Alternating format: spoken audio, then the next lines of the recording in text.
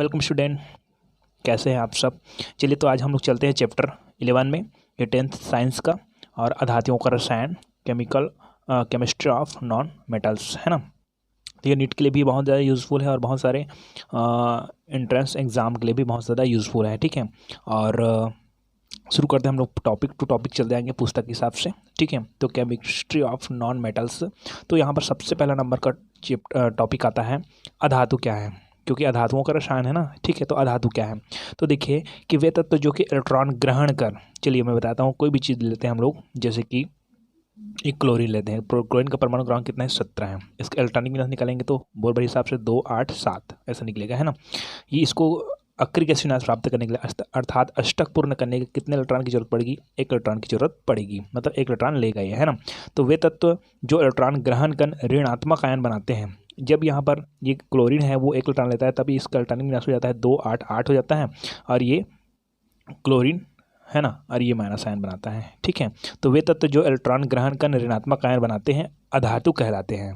अधातु सामान्य ताप एवं दाब पर गैस होती है, लेकिन सभी अधातुएं गैस नहीं होती, ये भी याद रखना। ये तो अब जानते हैं कि सामान्य ताप पर गैस होती हैं, ओके, बट अधातुएं, लेकिन सभी अधातुएं गैस नहीं होती है। जैसे कि ब्रोमीन किस ग्रुप में पाता है, द्रव ग्रुप में पाता है ना। तो यहाँ पर आपका असाइनमेंट में क्वेश्चन आया है कि ऐसे द्रव अधातु का नाम बताइए, तो द्रव अधातु में कौन है, ब्रोमीन है, ठीक है।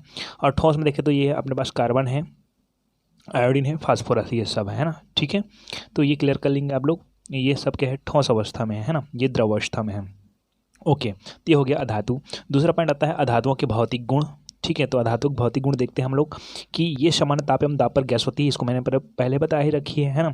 दूसरा है कि अधातु में तन्यता नहीं पाई जाती। तन्यता मतलब जैसे किसी भी लोहे का हम लोग मोड़ते हैं तो वो मुड़ जाता है ना, वो तन्य होता है, ठीक है। तो ये अधातु में तन्यता नहीं पाई जाती है। तीसरा, यह आघातवर्धनीय नहीं दर्शाती, मतलब आघातवर्धनीय मतलब जिससे, जैसे कि किसी मेटल से हम लोग किसी व्यक्ति को चोट कराएंगे तो आघात करेगा, लेकिन ये जो अधातु होता है वो आघात नहीं करता है, अर्थात आघातवर्धनी नहीं दर्शाती है। ये धात्विक ध्वनि उत्पन्न नहीं करती है। मतलब क्या होता है कि जैसे कि किसी टीन को हम लोग अगर टच करते हैं तो उसमें धात्विक ध्वनि उत्पन्न होती है ना, लेकिन हम लोग अधातु को टच करेंगे तो इसमें धात्विक ध्वनि उत्पन्न नहीं होती है। ये विद्युत का कुचालक होता है। क्लियर होगी। ये 5 है अधातु के भौतिक गुण, ठीक है, एकदम सिंपल है ना। चलिए तो बुक के हिसाब से जाएंगे तो वहाँ बहुत सारे क्वेश्चंस मिलेंगे। और आगे देखिए कि अधातु का आगे का जो टॉपिक है उसका नाम है अधातुओं का आवर्त सारणी में स्थान, ठीक है। तो आपको बता दूं कि आवर्त सारणी में, ठीक है, आवर्त सारणी में आपको दिखेगा वो समूह 14, 15, 16, 17, इसमें आपको दिखेगा समूह 14, 15, 16, 17 इसमें दिखेगा। ये 14 का है वो है कार्बन से शुरू होगा, ये नाइट्रोजन से शुरू होगा, ये ऑक्सीजन से शुरू होगा, और 17 है फ्लोरीन से शुरू होगा, ठीक है। तो आवर्त सारणी में इनका ही स्थान है, ठीक है। क्लियर हो गया, ये 2 टॉपिक क्लियर हो गई, है ना। अब आगे का पॉइंट आता है अधातुओं की खोज और उसकी कैसे प्राप्ति हुई, ठीक है। तो उसके आधार पर हम लोग पहले कुछ टॉपिक्स देख लेते हैं, ये बहुत ही ज़्यादा इंपॉर्टेंट्स हैं कि अपरूपता क्या है, अपरूपता क्या है, ऐसा क्वेश्चन आता है ना। तो देखिए, यदि कोई तत्व एक ही अवस्था में, चलिए हमारे पास एक तत्व लेते हैं कार्बन, क्या लगते हैं, कार्बन। यदि कोई तत्व एक ही अवस्था में एक से अधिक रूपों में पाया जाता है, तो तत्व के इस गुण को अपरूपता कहते हैं। जैसे कि कार्बन है वो प्रकृति में, है ना, कार्बन के 2 अपर रूप है, एक तो होता है हीरा और दूसरा होता है ग्रेफाइट। क्या होता है, ग्रेफाइट। मतलब ये जो कार्बन का ही अंग है ना, मतलब ये समझ रहा है आपको, यदि कोई तत्व, ये तत्व है हमारे पास एक ही अवस्था में एक से अधिक रूप में पाया जाता है, एक से अधिक रूप में, ये हीरा के रूप में भी पाया जाता है, ग्रेफाइट के रूप में भी पाया जाता है। तो क्लियर हो रही बात मेरी कि यदि कोई तत्व एक ही अवस्था में एक से अधिक रूपों में पाया जाता है तो तत्व के इस गुण को अपरूपता कहते हैं, तथा तत्व के विभिन्न रूपों को अपर रूप कहते हैं। मतलब इसका मतलब ये है कि हीरा का अपर रूप कौन है, ग्रेफाइट है, ग्रेफाइट का अपर रूप कौन है, हीरा है। मतलब तत्व के विभिन्न रूपों को एक दूसरे के अपर रूप कहते हैं या अपर रूप कहते हैं। तो ये इसका अपर रूप है, ये इसका अपर रूप है। क्लियर है। इसमें उदाहरण दे देंगे आप लोग, कार्बन के 2 अपर रूप है, हीरा और क्या है, ग्रेफाइट। तो इस तरह से आपके ये तीनों टॉपिक्स क्लियर हो गई है, एकदम सिंपल, इसलिए मैं बहुत जल्दी कर रहा हूँ, ठीक है। चलिए आगे का पॉइंट आता है उपधातु। चलिए हम लोग धातु अधातु तो जान गए, अब उपधातु चलते हैं।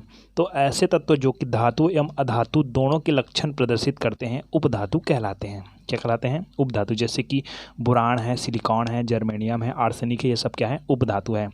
आवर्त सारणी में एक समूह से दूसरे समूह में जाने पर हमारे पास 18 समूह हैं। आप लोग जानते हो कि जाने पर धात्विक गुणों में क्रमिक परिवर्तन होता है। यहाँ आवर्त सारणी में कुछ तत्वों की टेढ़ी मेढ़ी विकर्ण रेखा के निकट स्थित तत्वों के द्वारा दर्शाया जाता है। इसे मतलब किसको, उपधातु को, है ना, टेढ़ी मेढ़ी विकर्ण रेखा के निकट स्थित तत्वों के द्वारा दर्शाया जाता है। इसकी गिनती धातुओं में नहीं होती है, अतः इसे उपधातु कहते हैं, है ना।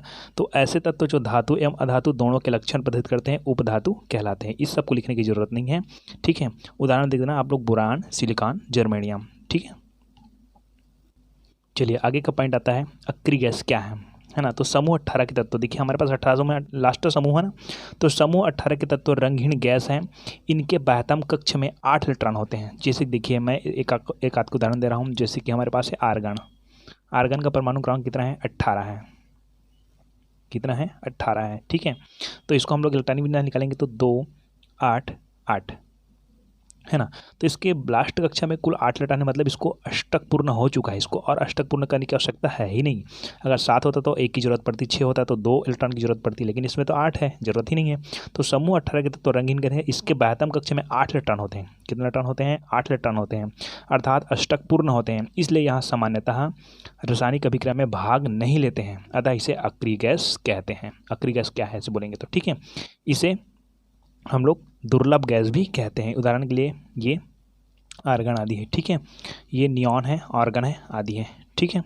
ओके, सल्फर को तत्व किसने सिद्ध किया, तो सल्फर को तत्व लवाइजी ने सिद्ध किया। ये छोटा सा क्वेश्चन है। अक्रिय गैस की खोज किसने की, तो अक्रिय गैस की खोज रेमसे ने किया था, ठीक है। ये क्लियर हो गया आपको पुस्तक के हिसाब से। अब चलते हैं हम लोग अधातुओं का रसायन। हमारा मेन पॉइंट यही चल देगा, अधातुओं का रसायन। तो इसी बीच आपका आता है धातु और अधातु में अंतर, ठीक है। चलिए, तो हमारे पास आगे का पॉइंट है धातु एवं अधातु में अंतर। ये आपके असाइनमेंट का क्वेश्चन भी है कि वे तत्व जो कि सामान्य ताप पर, यहाँ पर वे तत्व लिखने की जरूरत है, सीधा लिख देना है अधातु। अधातु सामान्य ताप एवं दाब पर गैस होते हैं, ठीक है, इतना बात लिखना है। अधातु सामान्य ताप एवं दाब पर क्या होते हैं, गैस होते हैं।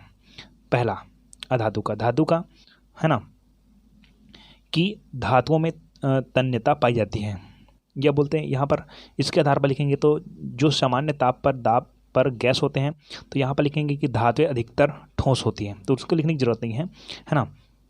कि यहाँ से आपका पॉइंट, तो यहाँ से पॉइंट क्लियर कर लेते हैं। ये पहला नंबर का पॉइंट नॉर्मल लिखना है आपको, ठीक है, पहला नंबर का पॉइंट। यहाँ पे देखिए दूसरा पॉइंट देखिए, अधातुओं में तन्यता नहीं पाई जाती है। यहाँ से हो गया, अधातुओं में तन्यता नहीं पाई जाती है, ओके। तो यहाँ पर लिखोगे इसका दूसरा नंबर का पॉइंट, धातुओं में तन्यता पाई जाती है। इसका ये पहला में लिख दिया है, इसको छोड़ो। पहला में आपको ये डालना है कि धातुएं अधिकतर क्या होती हैं, सामान्य ताप एवं दाब पर क्या होती है, ठोस होती है, ठीक। इसका दूसरा नंबर का पॉइंट ये है कि धातुओं में तन्यता पाई जाती है, अधातु में तन्यता नहीं पाई जाती है। तीसरा पॉइंट ये है, अधातुएं आघात वर्धनीयता नहीं दर्शाती है, धातुएं में आघात वर्धनीयता प्रदर्शित होती है, ठीक है। चौथा, अधातुएं धात्विक ध्वनि उत्पन्न नहीं करती है। चौथा, इसको चौथा कर लेना आप लोग, ठीक है। धातुएं धात्विक ध्वनि उत्पन्न करती हैं। पांचवा, अधातुएं विद्युत की कुचालक होती हैं, धातुएं विद्युत के सुचालक होते हैं। ये जो चौथा लिखा है वो पहले में आ जाएगा, ठीक है, ओके। तो इस तरह से 5 अंतर हो गए धातु और अधातु में, ठीक है, ओके।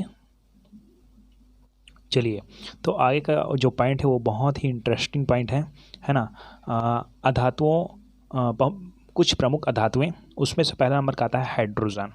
तो आपका क्वेश्चन क्या बनेगा बता देता हूँ कि हाइड्रोजन गैस बनाने की विधियों को समझाइए, है ना।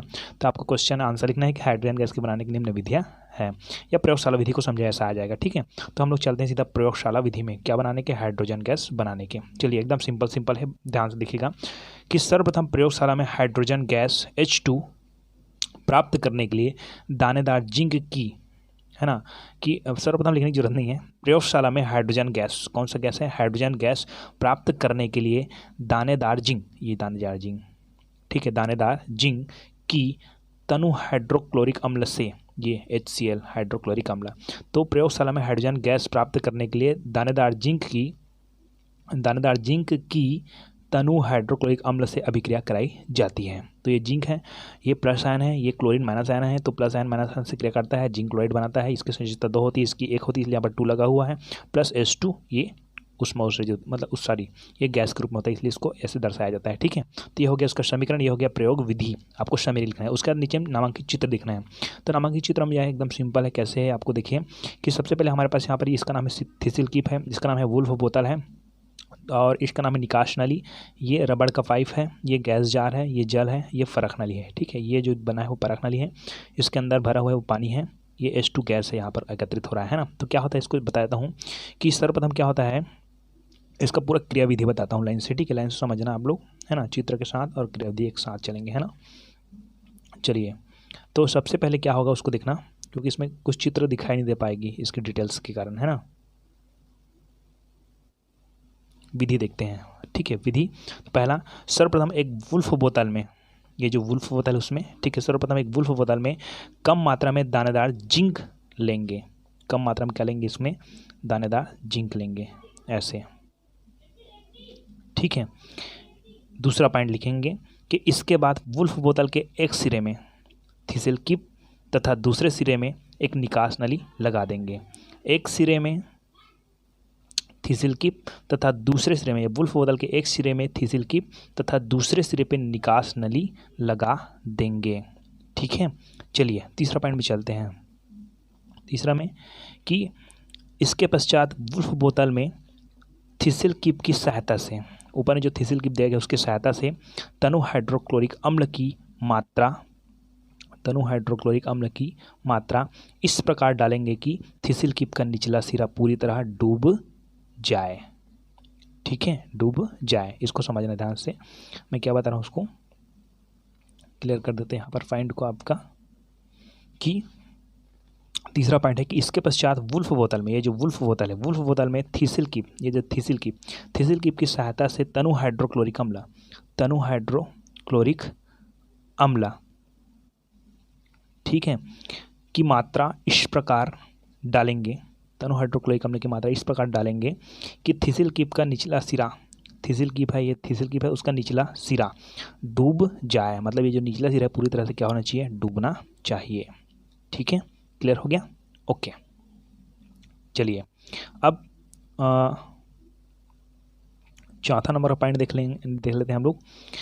चौथा नंबर का पॉइंट को मैं बोल रहा हूँ, आप लोग लिख लेना, है ना, कि तनु हाइड्रोक्लोरिक अम्ल, चौथा पॉइंट को आप लोग लिखना है ना सुन के मस्त, कि तनु हाइड्रोक्लोरिक अम्ल, यहाँ से हम लोग डालें हाइड्रोक्लोरिक अम्ल, तो तनु हाइड्रोक्लोरिक अम्ल तथा दानेदार जिंक के अभिक्रिया के फलस्वरूप बनने वाला H2 गैस को निकास नली के माध्यम से गैस जार में एकत्रित कर लिए जाते हैं। इस प्रकार से 4 पॉइंट में क्लियर हो गई है, क्लियर हो गया, 4 पॉइंट में क्लियर हो गया। आगे आता है सावधानियाँ।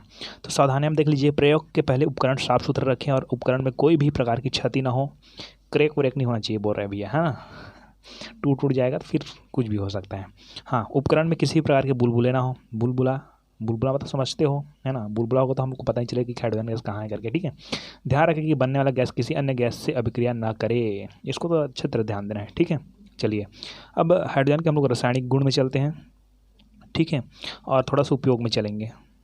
इसका केवल मैं 2 या 3 रासायनिक गुण बताऊंगा। पहले धातुओं से क्रिया, तो हाइड्रोजन धातुओं से अभिक्रिया कर संगत हाइड्राइड बनाता है। चलिए, ये सोडियम है, सोडियम में हाइड्रोजन क्रिया करता है, सोडियम हाइड्राइड बनाता है, ये संगत हाइड्राइड बनाता है। मैग्नीशियम से मैग्नीशियम हाइड्राइड बनाता है। ठीक है, क्लियर हो गया। तो यहाँ पर हमारे पास हैलोजन से अभिक्रिया, ये पहला तो आपको कर दिया धातुओं से अभिक्रिया। दूसरा देखते हैं हैलोजन से अभिक्रिया।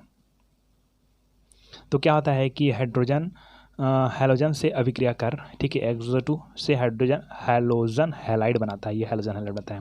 धात्विक ऑक्साइड से अभिक्रिया, धात्विक ऑक्साइड मतलब धातु की ऑक्साइड, जैसे कि हम लोग देखते हैं धात्विक ऑक्साइड में हमारे पास क्या है, कैल्शियम ऑक्साइड है। क्या है हमारे पास, है कैल्शियम ऑक्साइड, कॉपर ऑक्साइड। ठीक है, ये कैल्शियम ऑक्साइड भी होता है अधिकतर, है ना, इसकी संख्या 2 होती है, इसकी भी 2, इसलिए CuO दिया है ना। तो यहाँ हाइड्रोजन धात्विक ऑक्साइड से अभिक्रिया कर संगत धातु में अपचित हो जाती है। मतलब क्या होता है कि इसको अपचित कर देती है, अलग कर देती है, ऑक्सीजन को अलग कर देती है, हाइड्रोजन के साथ जुड़ जाती है, जल बनाती है, अपचित हो गया ना, तो अपचित कर देती है। ठीक, ये 3 उसका क्या हो गया, हाइड्रोजन के रासायनिक गुण हो गया। चलिए, हाइड्रोजन के उपयोग, तो पहला उपयोग यहाँ पर पहला पॉइंट डालिएगा। ठीक है, कि धातु कर्म में धातु कर्म में गर्म धातु ऑक्साइड पर हाइड्रोजन प्रवाहित कर धातु प्राप्त की जाती है। मतलब जो धातु कर्म उसमें जो गर्म धातु है उसमें ऑक्साइड पर जो गर्म धातु उस गर्म धातु की जो ऑक्साइड है उस ऑक्साइड पर हाइड्रोजन अगर प्रवाहित कर देते हैं तो धातु प्राप्त की जा सकती है। जैसे कि टंगस्टन एवं मॉलिब्डेनम धातु प्राप्त करने के लिए हाइड्रोजन का ही उपयोग किया जाता है। दूसरा पॉइंट देखिए, अमोनिया, हाइड्रोजन क्लोराइड इत्यादि के औद्योगिक उत्पादन में हाइड्रोजन का उपयोग करते हैं, है ना। हाइड्रोजन क्लोराइड, अमोनिया NH3, तो इसमें हाइड्रोजन है नहीं, और हाइड्रोजन क्लोराइड, ठीक है, हाइड्रोक्लोरिक अम्ल, है ना। अमोनिया, हाइड्रोजन क्लोराइड इत्यादि के औद्योगिक उत्पादन में हाइड्रोजन का उपयोग किया जाता है। तीसरा देखिए कि कार्बनिक रसायनों के उत्पादन में भी, कार्बनिक रसायन CH4, जैसे कार्बनिक रसायन में हम लोग मेथेन आ जाता है, CH4 आता है, मेथेन जी। तो कार्बनिक रसायन के उत्पादन में भी हाइड्रोजन आवश्यक है।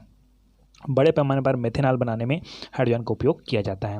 वनस्पतिक तेलों में हाइड्रोजनीकरण से वनस्पति वसा के निर्माण में, है ना, इतना बस लिख देना, ठीक है। वनस्पतिक वसा के निर्माण में किसका यूज़ किया जाता है? हाइड्रोजन का यूज़ किया जाता है। चलिए, क्लियर हो गया। आगे का जो पॉइंट है, नाइट्रोजन गैस बनाने की निम्नलिखित विधियों को समझाइए। तो ये भी बहुत ही सिंपल क्वेश्चन है ना, और इम्पोर्टेंट क्वेश्चन है। ये असाइनमेंट में तो नहीं आएगा लेकिन ये परीक्षा में आने लायक है, ठीक है। तो नाइट्रोजन गैस बनाने की विधि को समझाइए, निम्न विधि को समझाइए, मतलब विधि को समझाइए। चलिए, तो पहला पॉइंट है आपका प्रयोगशाला विधि। तो प्रयोगशाला विधि क्या है कि प्रयोगशाला में नाइट्रोजन गैस प्राप्त करने के लिए अमोनियम है हमारे पास यहाँ पर NH4 क्लोराइड, ये क्लोरीन जुड़ा हुआ है मतलब क्लोराइड है। तो प्रयोगशाला में नाइट्रोजन गैस प्राप्त करने के लिए अमोनियम क्लोराइड तथा सोडियम नाइट्राइट, ये सोडियम नाइट्रेट है, सॉरी नाइट्राइट है ना। तो तथा सोडियम नाइट्राइट के जलीय विलयन को गर्म किया जाता है। मतलब क्या करेंगे कि अमोनियम क्लोराइड और सोडियम नाइट्रेट के जलीय विलयन को, नाइट्राइट के जलीय विलयन को हम लोग गर्म करेंगे तो हमको क्या प्राप्त होगा? नाइट्रोजन गैस प्राप्त होगा, ठीक। यहाँ पर देखिए NH4Cl NaNO2, तो यहाँ पर Cl माइनस आयन वाले हैं, ये सोडियम प्लस आयन वाले हैं, इससे अंत क्लियर करता है तो सोडियम क्लोराइड बना देता है ना।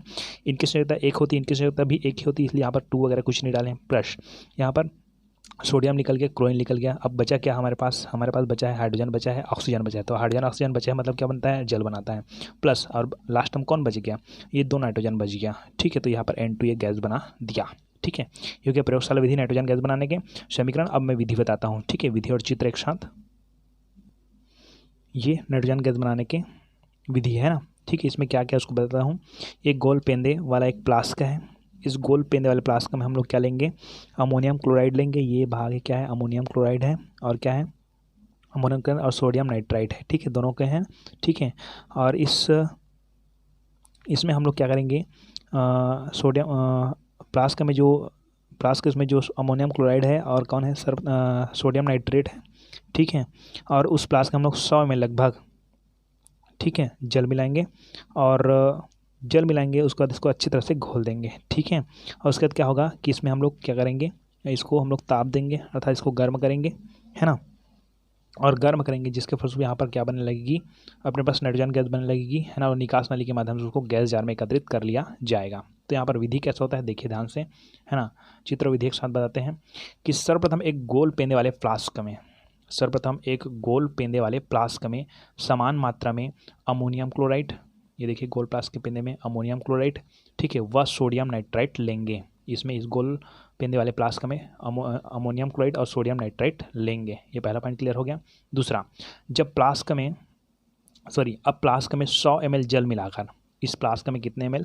100 ml जल मिलाकर उसे अच्छी तरह हिला लेंगे, जिससे फ्लास्क में रखा अमोनियम क्लोराइड, फ्लास्क में क्या लिए थे? अमोनियम क्लोराइड लिए थे ना, और क्या लिए थे? Sodium nitrate.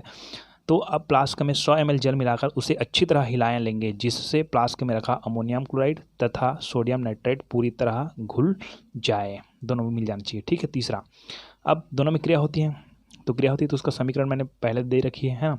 निकास नली, ट्रफ, गैस जार, परख नली तथा स्प्रिट लैम्प को चित्रानुसार व्यवस्थित करेंगे। मतलब इसका मतलब क्या है कि हम लोग जैसे ये बताया हूँ इसको ऐसे ही रखना है, ठीक है। ऐसे रखेंगे, ये लैम्प है, ये स्टैंड में से फिट कर देंगे, ख़त्म, ठीक है। क्लियर हो गई, है ना। तत्पश्चात फ्लास्कों को गर्म करने पर, अब लास्ट में जो फ्लास्क है उसको क्या करेंगे? गर्म करेंगे, ठीक है, बर्नर लैम्प के माध्यम से। तो तत्पश्चात फ्लास्कों को गर्म करने पर बनने वाली गैस को निकास नली के माध्यम से परख नली में एकत्रित कर ली जाती है। यही एकत्रित गैस कौन सा गैस है? नाइट्रोजन गैस है, ठीक है। आगे आता है नाइट्रोजन गैस बनाने के लिए सावधानियाँ। उपकरण में किसी भी तरह की क्षतिग्रस्त ना हो, वो जो हम लोग ऑक्सीजन में लिखे हैं वही लिखना है। चलिए आगे का पॉइंट आता है नाइट्रोजन के रासायनिक गुण। यहाँ पर ऊपर में लिखना आप लोग नाइट्रोजन के रासायनिक गुण। उसमें जो पहला नंबर का आता है धातुओं से अभिक्रिया। नाइट्रोजन धातुओं से अभिक्रिया कर धातु नाइट्राइड बनाती है। ठीक है, जैसे कि हमारे पास लिथियम है, लिथियम से नाइट्रोजन क्रिया करता है तो ये क्या आता है लिथियम नाइट्राइट बनाती है। ठीक है, तो ये लिथियम है, इनकी संयोजकता कितनी होती है 3 होती है इनके आधार पर, और इसके हम लोग 3 दूनी 6 कर देते हैं इधर नाइट्रोजन का, है ना। और ये अपने पास है लिथियम 3 दूनी 6 हो जाएगा, यहाँ पर 6 डाल देते हैं। ठीक, ओके। चलिए दूसरा रासायनिक गुण है नाइट्रोजन ऑक्सीजन से अभिक्रिया कर नाइट्रिक ऑक्साइड बनाती है। Okay, nitrogen oxygen nitric oxide बनाएगा, NO बनाएगा, है ना। ये मोनो आता है, मोनो बोलते हैं इसको। ठीक है, N2O2 क्रिया करेगा, यह पर क्या आता है नाइट्रिक ऑक्साइड बनाता है। ठीक है, तीसरा आता है हाइड्रोजन से अभिक्रिया। अब हाइड्रोजन से अभिक्रिया मतलब आप तो जानते हो अमोनिया बनाएगा ही, तो नाइट्रोजन हाइड्रोजन से अभिक्रिया कर अमोनिया का निर्माण करता है, अर्थात ये क्या होता है N2 3H2O, तो ये NH3 मतलब क्या बन गया अमोनिया बन गया, और 3 दूनी कितना हो गया 6, तो यहाँ पर 6 कर देते हैं, क्लियर हो गया। ठीक है, अब नाइट्रोजन का उपयोग देखते हैं। जीवों एवं वनस्पतियों में पाए जाने वाले प्रोटीन नाइट्रोजन तथा कुछ अन्य तत्वों के यौगिक हैं, है ना। मतलब जो इनके उपयोग है, जीवों में पाए जाने वाले वनस्पतियों में पाए जाने वाले जो प्रोटीन है वो नाइट्रोजन तथा अन्य कुछ तत्वों के यौगिक हैं। मतलब जीवों में जो पाया जाता है वो नाइट्रोजन के रूप में ही पाया जाता है, जो प्रोटीन पाया जाता है वो। ठीक है, चलिए तो आगे का दूसरा नंबर का आप लोग उपयोग लिख देना नाइट्रोजन का कि अमोनिया तथा नाइट्रिक अम्ल के औद्योगिक निर्माण में। ठीक है, इसको बता रहा हूँ आपको लिखना। और तीसरा लिख देना आप लोग डिब्बा बंद भोज्य पदार्थों में या चिप्स पैकेट आदि में नाइट्रोजन गैस का यूज़ किया जाता है।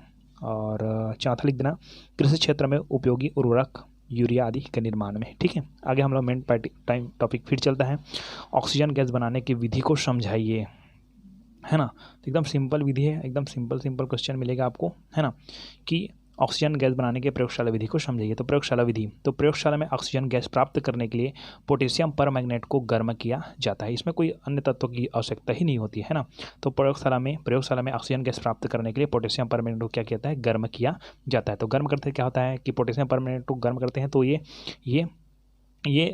पोटेशियम मैग्नेट और यहाँ पर MnO2 और O2 में विघटित हो जाती है, सॉरी वियोजित हो जाती है, हाँ विघटित ही बोलेंगे इसको, विघटित बोलेंगे मतलब वियोजन बोलेंगे एक प्रकार से। ठीक है, तो ये पोटेशियम परमैंगनेट है ना, पोटेशियम परमैंगनेट है। ठीक है, ये टूट जाता है पोटेशियम मैग्नेट में और मैग्नीज ऑक्साइड में टूट जाता है, ऑक्सीजन विमुक्त हो जाती है। ठीक है, इस तरह से ये आपको मिला लीजिए। और K2, ये K2 है अपने पास, Mn है ना, Mn2 है हमारे पास, तो Mn एक इधर है, Mn इधर है। ऑक्सीजन का इधर 4 2 6 2 8 है ना, और 4 दूनी कितना हो गया 8, क्लियर हो गया ये। ठीक है, चलो इसी चित्र देखते हैं, हमारे पास चित्र क्या क्या देखते हैं। इसी चित्र के आधार पर आपका डिटेल्स बनेगा, कैसे बनेगा देखिए कि नामांकित चित्र में यहाँ पर देखिए ये अपने पास बर्नर लैंप है, ये क्या है अपने पास एक ट्यूब है, इसमें कार का लगा हुआ है और एक में निकास नली लगी हुई है और ये सीधा गया है गैस जार में। ठीक है, इसमें क्या डालते हैं हम लोग, इसमें हम लोग डालते हैं पोटेशियम परमैंगनेट। क्या डालते हैं हम लोग, पोटेशियम परमैंगनेट, और बर्नर लैंप के माध्यम से उसको क्या करते हैं जलाते हैं। तो क्या होता है कि यहाँ से गैस निकलती है और उस गैस में कौन सा गैस होता है, ऑक्सीजन गैस होती है, और यहाँ पर ऊपर में जाकर यहाँ पर एकत्रित हो जाती है। ठीक है, चलिए विधि में चलते हैं। तो देखिए कि सर्वप्रथम एक कांच की क्वथन नली में, है ना, या परख नली बोल सकते हैं, कोई दिखने क्वथन नली की जरूरत नहीं है ना। तो सर्वप्रथम एक कांच की परख नली में या क्वथन नली में 2 से 3 ग्राम पोटेशियम परमैंगनेट लेंगे तथा उपकरण को चित्रानुसार व्यवस्थित कर लेंगे। क्लियर होगी, ओके, ये पहला पॉइंट क्लियर हो गया आपका। ठीक है, तो पहला पॉइंट क्लियर हो गया और चित्र को मैंने दिखा रहा है क्योंकि चित्र को फिर दिखाना आपको अवेलेबल नहीं हो पाएगा। तो ठीक है, आपको चित्र शुरू इसलिए दिखा दिया था, यहाँ दूसरा पॉइंट लिखिए। तो पहला पॉइंट क्लियर हो गया, एक कांच की परख नली में 2 से 3 ग्राम हम लोग क्या लेंगे, पोटेशियम परमैंगनेट लेंगे। ठीक है, अब यहाँ पर देखिए कि अब परख नली को बर्नर लैंप की सहायता से, जो ऊपर जो परख नली दिखाया सबसे पहले है ना, उस परख नली को बर्नर लैंप की सहायता से गर्म कर लेंगे तथा निकलने वाली गैस को निकास नली के माध्यम से गैस जार में एकत्रित कर लेंगे। इसमें ज़्यादा कोई प्रक्रिया नहीं है ना, गैस जार में एकत्रित हुए गैस ही ऑक्सीजन गैस है, ये लिखने की जरूरत नहीं है। ठीक है, या लिख सकते हैं। चलिए आगे हम लोग चलते हैं सावधानियाँ में कि हम लोग ऑक्सीजन गैस बनाते हैं तो सावधानियाँ तीनों में एक ही रहेगा। जैसे हम हाइड्रोजन में लिखे हैं, नाइट्रोजन में लिखे हैं, ऑक्सीजन में लिखते हैं। तो परख नली को सावधानी से और गर्म करें। ध्यान रखें कि प्रयोग से पूर्व उपकरण में कोई भी प्रकार का गैस ना हो, उपकरण कोई भी प्रकार से क्षतिग्रस्त ना हो, ये है। ठीक है, ऑक्सीजन के रासायनिक गुण में चलते हैं। 3 गुण बताऊंगा, ज़्यादा नहीं। ठीक है, चलिए पहले गुण में चलते हैं हम लोग कि धातु एवं अधातुओं से अभिक्रिया, है ना। ये पहला पॉइंट आपको डालना है, धातु और धातु से क्रिया। तो ऑक्सीजन धातुओं एवं अधातुओं से अभिक्रिया कर ऑक्साइड बनाता है। जैसे कि ये ऑक्सीजन है, ये सोडियम से क्रिया किया, ये सोडियम क्या है हमारे पास धातु है ना, तो सोडियम ऑक्साइड बना दिया। ठीक है, अधातु में कौन है, नाइट्रोजन है, तो O2 N2 से क्रिया करता है, क्या है, नाइट्रक, ये और नाइट्रोजन का ऑक्साइड बनाता है, ये सोडियम का ऑक्साइड बनाता है। ठीक है, तो इस तरह से क्या होता है कि ऑक्सीजन धातुओं एवं अधातुओं से अभिक्रिया कर ऑक्साइड बनाता है। नाइट्रोजन के ऑक्साइड है, नाइट्रस ऑक्साइड बोल सकते हैं इसको, और ये सोडियम के ऑक्साइड है। ठीक है, आगे आता है हाइड्रोजन से अभिक्रिया। ऑक्सीजन और हाइड्रोजन गैस को मिश्रण में विद्युत स्फुलिंग कराने पर जल बनता है। ठीक है, सीधी बात यह है कि हमारे पास क्या है, हाइड्रोजन है और ऑक्सीजन है, दोनों को क्रिया कराते हैं तो क्या बन जाता है, H2O, मतलब विद्युत स्फुलिंग। ठीक है, विद्युत प्रवाहित की जाती है। ठीक है, आगे हाइड्रोजन क्लोरीन गैस से अभिक्रिया। तो कॉपर क्लोराइड उत्प्रेरक की उपस्थिति में गैस, कौन सा गैस, O2 गैस, अर्थात ऑक्सीजन गैस, यहाँ पर O2 लिख लेना, O2 gas hydrogen chloride gas की ऑक्सीकृत कर, हाइड्रोजन क्लोराइड गैस को ऑक्सीकृत कर क्लोरीन गैस बनाता है। ठीक है, मतलब देखिए एकदम सिंपल बता रहा हूँ, उसको ध्यान सुनना। इसका समीकरण ये है कि ऑक्सीजन है, ये क्या करता है, ऑक्सीजन है, ये HCl से क्रिया करता है और क्या बना देता है, आपका क्लोरीन को अलग कर देता है और जल बना देता है। सीधी सी बात ये। ठीक है, ठीक है, मतलब ये क्या है, HCl को ऑक्सीकृत करती है ऑक्सीजन, है ना, इसमें से हाइड्रोजन ले लेती है, H2 बनाती है और ये क्लोरीन गैस क्या कर देती है, मुक्त कर देती है। ठीक है, आगे हम लोग चलते हैं ऑक्सीजन के उपयोग। ऑक्सीजन के क्या क्या उपयोग है भाई, तो ऑक्सीजन को अभी तो हम लोग पढ़ चुके हैं, है ना।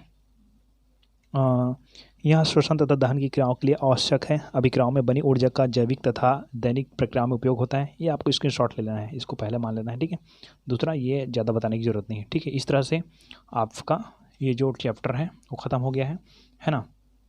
और ऑक्सीजन के रासायनिक गुण ये सब भी क्लियर हो गई है।